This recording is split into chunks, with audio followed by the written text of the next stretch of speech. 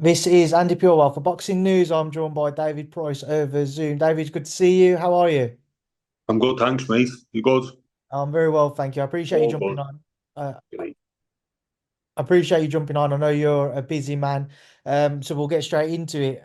This past weekend, Anthony Joshua, Daniel Dubois, Wembley Stadium, and a dominant, devastating display from Daniel Dubois. What did you make of it all, David? Um, yeah, just superb from Daniel Dubois from the opening bell. Really imposed himself on Anthony Joshua. Didn't let him settle into the fight, and was willing to let the big guns out early, which you've got to always respect. The fight of such magnitude. It's easy for fighters to, spend a couple of rounds feeling each other out. There's world record attendance or British record attendance at Wembley Stadium. It didn't make any odds to him. He was going out and to go about his business as he always does. And the fact that he landed such a big shot in the first round, he was letting his hands go straight away. You got to admire it. What what do you think was the telling factor on the night? Was it simply a case of as soon as Daniel landed in that first round, AJ just couldn't recover, he couldn't find his way back in?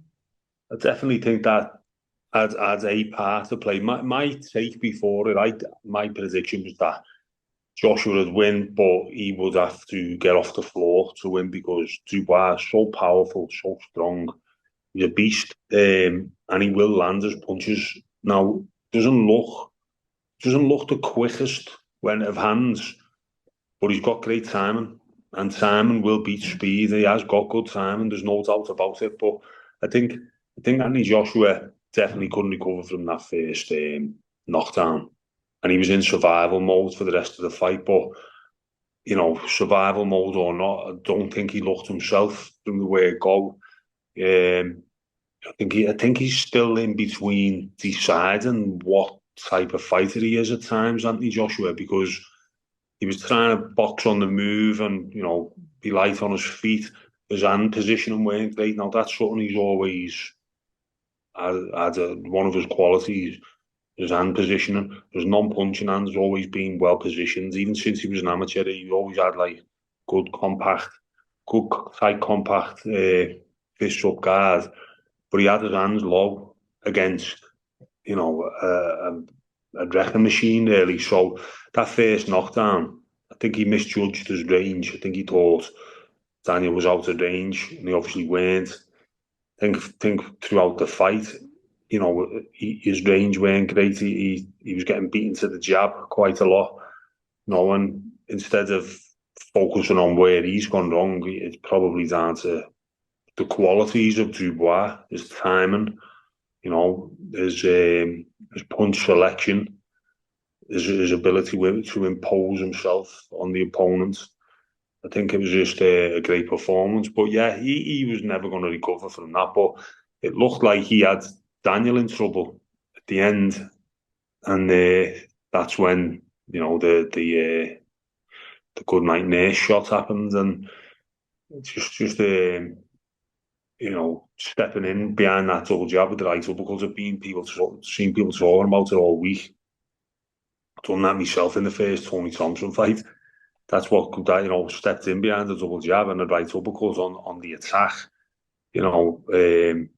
And you do leave yourself exposed in that position, and throwing an uppercut.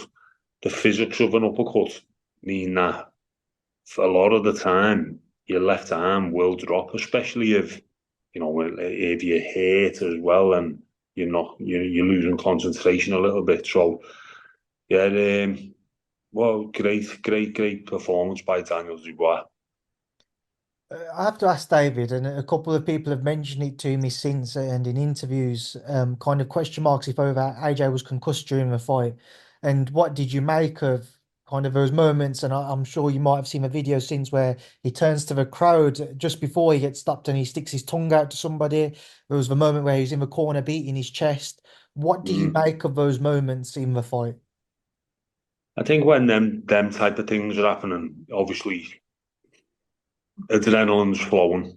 You're in fight or flight mode, and it just depends where his head was at. I mean, it's happened to him before, and it just depends what was going on in his head at the time. It might have been his way of dealing with the trauma of being beaten up during a fight and everything was going wrong. So what else was there to do but clown about and laugh about it type of thing? What else can I do?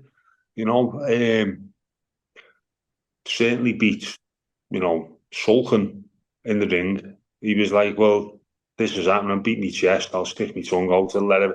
He was trying to let people know he was okay as well. Probably a little bit of bad or when a bit of mind games. I'm okay. But he obviously weren't. Um, definitely was concussed. There's no doubt about that. Yeah, but I think that was probably down to trying to save face a little bit. That fifth round, as you mentioned, just before he got stopped, obviously he seemed to, I don't know whether hurt's the right word to use or not, but kind of Daniel took that step back towards the rope and AJ continued to come forwards. In that moment, I know it's difficult in the moment, you got adrenaline pumping, he's had his back against the wall through the fight. But was it a surprise to you that maybe he didn't think, I've kind of pulled myself back in a little bit here? He could have just taken kind of a step back and let himself kind of gather himself. I imagine Daniel wouldn't have come rushing forwards as much after that. Yeah, so I think the possible reasoning behind that is because he knew how badly hurt he was, and even though he felt like he landed a good shot, he felt like it was the first real good shot he landed the fight, and he will have known how bad the damage was. So as soon as he's got any hint of an opportunity, he's thought, I'm gonna have to take this now before the fight's over, because he'd been down 4 or 5 times at that point. So I think he thought, I'm gonna have to take this opportunity because I might not get another one, because every time I'm getting hit, it's concussion.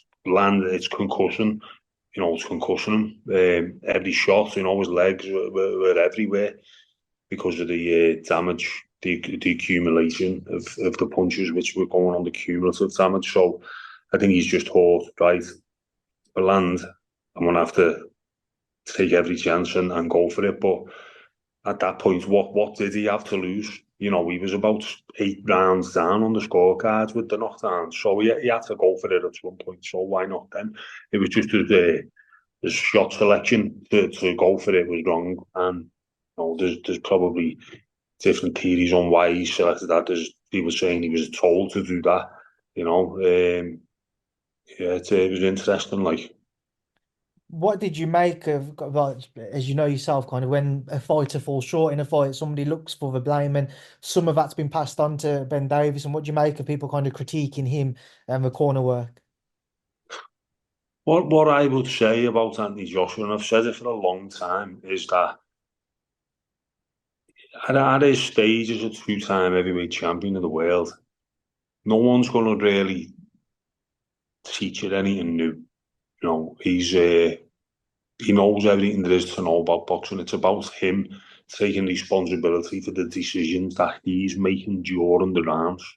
You know, me personally, listening to particular instructions about certain combinations. I don't think while you're in the moment it's something that you can really adhere to in a fight. Me personally, because there's too much happening at 100 mile an hour. I think he should just trust himself a little bit more to make the right decisions. Instead of he asks a lot of questions in the corner. He's always wanting to speak in assurance from the trainer, and I just find that crazy, to be honest. He should be so sure of himself at this stage, even if he has had a bad round or a couple of defeats. Who knows more than him about him? So he just needs someone to give him a drink of water and tell him if he's winning the rounds or not. But as for taking like specific instructions to certain punches in different situations, it can, it's not rocket science. It can muddy the waters a little bit, that for me. And I said a while ago, John Charles would have been a good trainer for Anthony Joshua, and he was in obviously the opposing corner, only because simple instructions are sometimes better, and he knows that person. And like I said earlier, you know, still feel like he doesn't know what he wants to be as a fighter. You know, a wrecking machine, come forward, aggressive puncher, which he was in his last fight against. His last fight was Nganno won it, or Yeah. was it someone else? Yeah, Nganno. Which, by the way, was like may as well be an exhibition. And done nothing for him for this fight. Also, we're in a great fight to have going into this, but. And then he's gone back to kind of like the second Andy Ruiz fight, trying to look at that way. It was the beginning of the fight. It looked like he was going to go for that look, but you know, he's find his identity and stick with it at this stage. Why not? What's to lose? Do you think when you mentioned Ngannou, I mean, obviously it was Otto Wallin before that, do you think those fights have somewhat papered over cracks a little bit then? Because I've seen a few people suggest that obviously those fights just did not prepare him for a top 10 heavyweight in Daniel Dubois, who's been on this incredible run himself. He's kind of proven the doubters wrong against Gerald Miller and Filip Hergovic. Unbelievable run he's on, and like look at that. His last three wins are fantastic. But with Joshua, yeah, I mean, Otto Wallin took Tyson Fury the distance. That was his claim to fame. And then Ngannou were wearing a fighter, you know, and just put it on a plate for AJ to knock him out with just, you know, we've seen what happens. So yeah, I would agree with that. He would have been much better off if the Dillian White fight would have happened. I mean, but that was quite a while back now, wasn't it? Did he fight Elenius instead of Dillian White? Yes. That was quite a while back, but still, it would have done more for him building into this fight. But again, look, go back to him being two-time heavyweight champion of the world, Olympic champion, so experienced. He doesn't really need warm-up fights for a particular fight. He's elite level anyway. You know, he could be out the ring for 18 months and should by rights go and be able to fight Daniel Dubois. And but it's heavyweight boxing. If you get hit by a shot like that, you're staying hit, especially if it's Daniel Dubois, because he is like he is he's phenomenal at the minute. I do want to ask about that as well, David, because people have suggested in interviews since that kind of Anthony Joshua, when he gets hit, it looks like he stays hit. He doesn't have that kind of power recovery that we see with Tyson Fury, for example. Is that a concern? Is that something you're seeing more and more now? Um, well, we've seen it. We've seen it. The last fight, you know, could have took more punishment in that fight than he could have took in 10 fights, which is a concern, especially as you're getting older. Um, but yeah, everyone has different punch resistances, don't they? Look, Derek Chisora looks like he's about to go and then just somehow comes flying back, and that power of recovery he's got, fantastic. And some people have just got that in them, and it's not something you can learn. So, you know, just down to the brain, really, isn't it? Or how much, how thick your skull is, or what? I don't know the science behind it. I just know that when you get it and you get caught and you get it, you know, you can't train yourself to recover better, you know, and if you're getting it a lot more than you was in the past, then it's time to think about how do you negate that, how do you mitigate it. But um, obviously he's going to fight on, Andy Joshua, because it's what he loves doing, it's his life. There's still money to be earned, even though he doesn't need any more money. He wants to compete, he wants to prove to himself. But, you know, heavyweight boxing, no matter who you are, you can be hurt, but there are certain people who can take it more, recover quicker, and he isn't one of them. But in the past, his strengths have outweighed that. But then it comes a point where if his strengths are becoming a little bit less as he's getting older, or you know he's lost that aura that he had, and that'll be completely in smithereens. The Andy Ruiz fight, people used to lose the fight before getting in the ring with Anthony Joshua till Andy Ruiz beat him, and he was kind of getting a bit of that back, but it's in tatters again now. So it's a long road back again to have that in, you know, that aura again. I have to ask as well, then, David. Obviously, there's a lot of talk about what next for Anthony Joshua. We know Eddie Hearn's mentioned the Daniel Dubois rematch. We know in the past, AJ lost to Ruiz, straight back in, lost to Usyk, straight back in with him. Would you advise against him stepping back in for an immediate rematch with Daniel Dubois? Yeah, I think so because he looked, he had fear in his eyes as soon as the bell went because he knows from experience because of the sparring stories that you can say what you want, but that will have been in his head. And he probably had a lot of spars with Daniel Dubois where he's got out the ring probably a bit concussed and a bit like, fuck me, that kid can really punch. And then he's watched him go from what he's been, go from strength to strength, two big wins his last time out. So it's not like it was a freak result. AJ probably was receptive of the thought that it could go wrong for him. So he might not well have been as surprised as everyone else. And if he's going into it off getting beaten up, because that was a real one-sided beating, I don't think it's a great idea. But again, it's a matter of risk reward. What's the risk? The risk is I lose again to someone who's just battered me. Nothing changes. Or what's the reward? I put right the wrong straight away. So I think he will go for it for that reason. In terms of other viable options, I've seen Deontay Wilder's name started to creep back in now. After Wilder got stopped by Zhang, everybody thought that was kind of the end of the road for him. But given what we've seen this past weekend, do you think a Joshua Wilder fight has kind of a Mm. bit more Yeah, momentum behind it yeah, all? yeah. So these are the fights that boxing needs for a start because boxing needs content. Obviously, you can't just have world title fights on, and you can't just have youngsters coming through fighting journeymen and padding the records out or fighting gatekeepers. And you need there's also a market for big names coming off their feet, fighting each other. They could be the most exciting of fights because you've got two wounded animals facing each other who, where if they lose, it's over, and the other one wins, he's back in the big league. So,